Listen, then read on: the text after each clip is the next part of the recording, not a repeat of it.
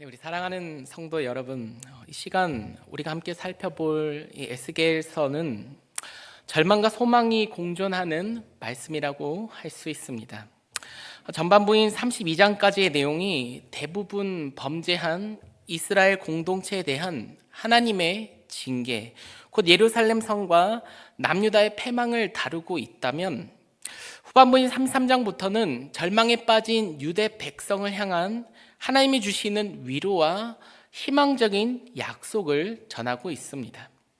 한편 본문인 에스겔 37장의 말씀은 이제 하나님께서 앞으로 유대 백성에게 행하실 새 일에 대해 주목하게 합니다. 에스겔 선지자에게 하나님께서 환상을 보여주심으로 장래에 새로운 변화를 일으켜 주실 하나님의 권능을 나타내어 주십니다. 즉 완전히 피폐하고 망가진 자기 백성을 하나님께서 회복시킬 것이라는 새로운 희망과 미래에 대한 믿음을 주시는 예언의 말씀입니다. 자, 그렇다면 지금부터 에스겔 37장의 말씀을 가지고 유대 백성이 놓여있던 그들의 처지와 또 그들을 향한 하나님의 뜻과 계획은 무엇이었는지 우리 함께 살펴보고, 지금의 우리 그리스도인에게는 하나님께서 어떤 은혜를 베푸시려고 하시는지 한번 묵상해 보도록 하겠습니다. 자, 먼저 에스겔 37장은 1, 2절부터 당시의 역사적 상황과 유대 백성의 영적인 상태를 상징적으로 보여주며 시작하는데요. 시기적으로 에스겔서는 남유다 왕국의 마지막 시기에 작성된 것입니다. 바벨론 느부갓네살 왕의 침공을 당한 예루살렘은 벌써 항복한 상태이며 예루살렘 성읍과 성전도 완전히 파괴되었습니다. 바벨론은 여호야긴을 잡아가고 남유다 최후의 왕인 시드기야를 꼭두각시같이 세워뒀습니다. 이미 남유다의 상류층 대부분도 바벨론의 포로로 끌려갔죠. 제사장 가문의 일원인 에스겔도 그 포로들 중 한 명이었습니다.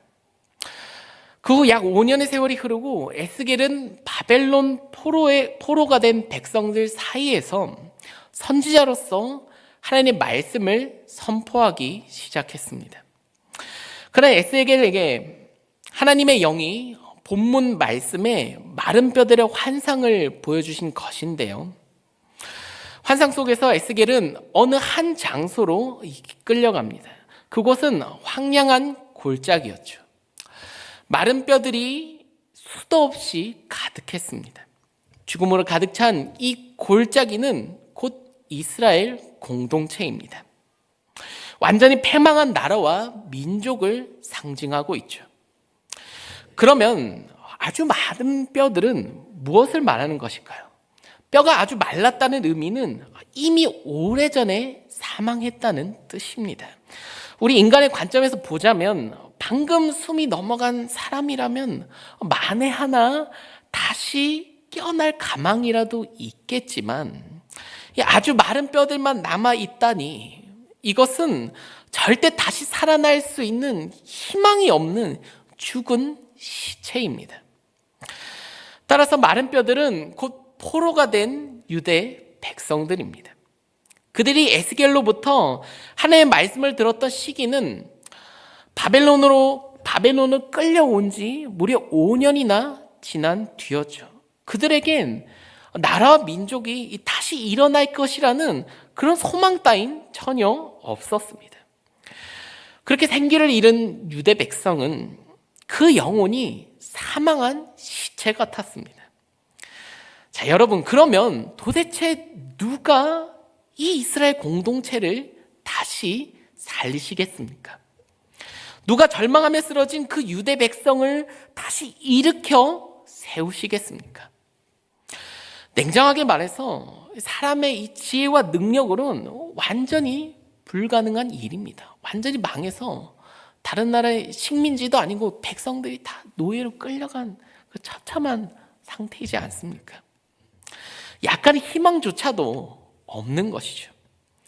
자, 그러나 본문 3절에는 다음과 같이 기록되어 있습니다. 그가 내게 이르시되 인자야 이 뼈들이 능히 살아날 수 있겠느냐 하시기로 내가 대답하되 주 여호와여 주께서 아시나이다. 그렇습니다. 여러분, 하나님에게는 다시 살리시는 능력, 다시 일으키시는 능력이 있습니다.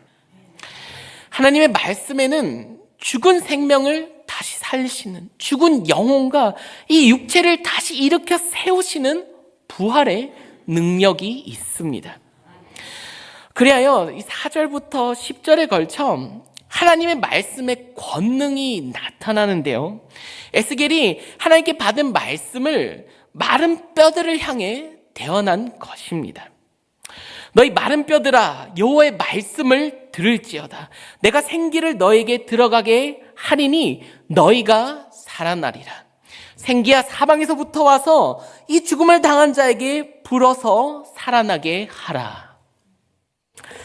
그리고 마침내 마른 뼈들이 되살아나기 시작합니다. 흩어져 있던 뼈들이 서로 맞춰지고 핏줄과 근육과 피부가 덮입니다.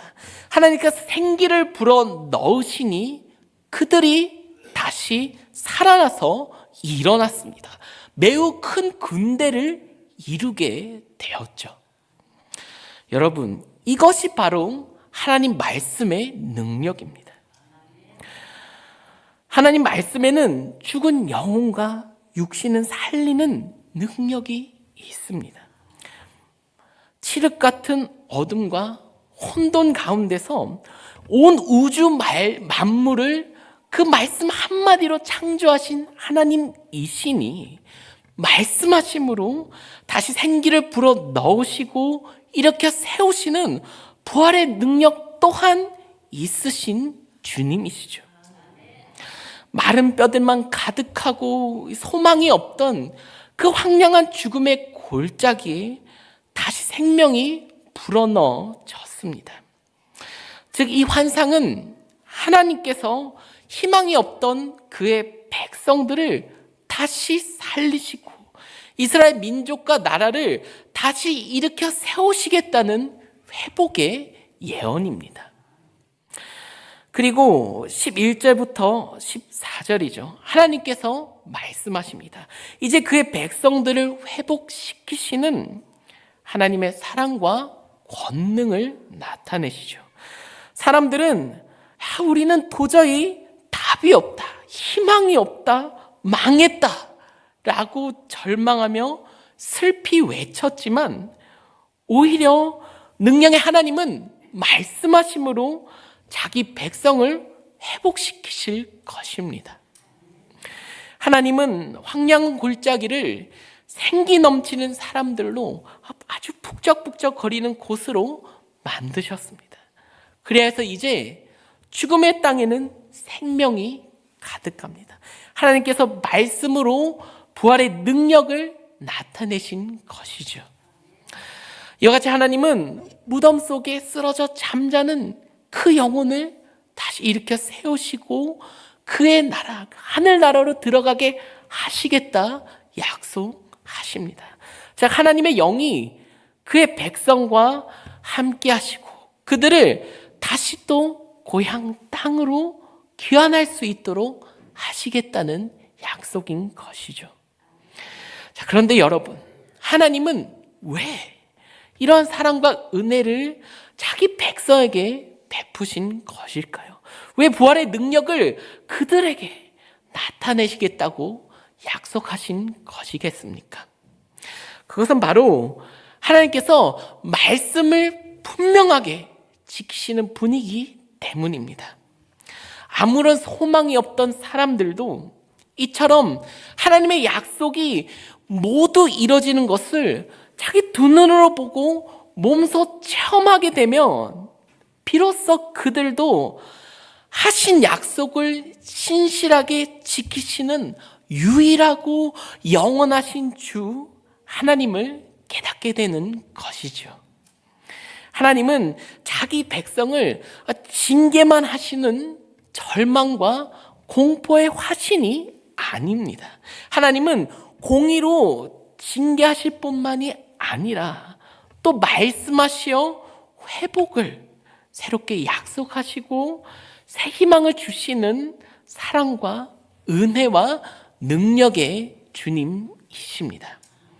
그러므로 여러분, 하나님의 말씀에는 능력이 있습니다. 말씀에는 영과 육신이 죽은 우리를 다시 살리시고 무너졌던 하나님과의 관계를 회복시키시는 부활의 능력이 있습니다. 하나님은 영적으로 죽음에 이르고 무덤에 들어가 잠자던 영혼들에게 유일한 참 소망이 되시는 주님이십니다. 우리 사랑하는 성도 여러분, 이 시간에는 에스겔 37장을 우리 함께 나누고 하나님의 말씀이 가진 능력에 대해 묵상해 보았는데요. 남유다는 하나님께 순종하기를 거부하고 신실하지 못했습니다. 계속되는 선지자들의 경고 속에서도 이방의 우상신을 섬기며 범죄하였고, 그러므로 하나님의 징계를 받아서 패망했죠. 바벨론의 포로가 되었습니다. 그러나 하나님은 자기 백성에게 징계를 내리실 때 그때조차도 그들을 찾아가 주시고 말씀해 주셨습니다. 하나님은 아브라함과 이삭과 야곱, 모세, 그리고 다윗과 맺은 그 언약에 계속해서 신실하셨습니다. 하나님은 약속의 말씀을 지키시는 분이기 때문이었죠. 그래서 하나님은 죽음의 골짜기로 찾아가시어 택하신 백성들에게 새 생명을 주시기로 작정하셨습니다. 그러므로 하나님은 절망 가운데 있던 이들에게 다시 위로의 약속을 하셨습니다. 새로운 희망과 미래에 대한 믿음을 주는 예언의 말씀을 해주신 것이었죠. 죄악으로 무너져 사막의 골짜기에 누워있던 자기 백성에게 하나님은 다시 살아나라고 말씀하사 쓰러져 있던 백성들을 일으켜 세우시고 깨어진 하나님과의 관계를 회복시키실 것입니다. 이것이 하나님 말씀의 능력입니다. 우리 인간에게는 그 어떤 지혜와 능력도 없습니다. 스스로 어디 구원에 이를 수 없습니다. 하지만 말씀이 가진 부활의 능력은 하나님의 백성을 회복시킬 수 있습니다. 짙은 어둠과 절망 속에 있던 백성들은 하나님의 말씀이 가진 그 능력을 체험하고 신실하게 모든 약속이 성취될 때 비로소 새로운 희망과 사랑을 베푸시는 능력의 하나님을 유일한 나의 주님이라고 고백하게 될 것입니다. 자, 그렇다면 여러분, 지금 우리들의 모습은 어떠합니까? 때로는 우리들도 반복되는 나의 죄악으로 넘어지고 나의 연약함에 절망할 때가 있습니다. 또한 삶 속에서 찾아오는 수많은 고난들, 경제적 문제, 사업 문제, 취업이 됐던지 결혼과 가정과 여러 가지 인간관계 문제들 때문에 우리는 절망합니다. 죄악이 넘치는 이 세상과 혼란한 이 국가 정세를 바라보며 도저히 답이 없다, 우리에게는 희망이 없다, 망했다라고 슬피 외치게 됩니다. 그러나 여러분, 하나님의 말씀에는 능력이 있습니다. 말씀이신 예수 그리스도께서 십자가에 달려 죽으사 사흘 만에 부활하시어 죽은 자의 소망이 되셨음과 같이 하나님의 말씀에는 부활의 능력이 있습니다. 죽음의 골짜기, 절망의 늪에 빠져서 허적거리고 있던 우리에게 하나님께서 찾아오시어 지금 말씀해주고 계신 것이죠. 마른 뼈들아, 여호와의 말씀을 들어라. 너희가 살아날 것이다. 그때 너희는 내가 여호와라는 것을 알게 될 것이다.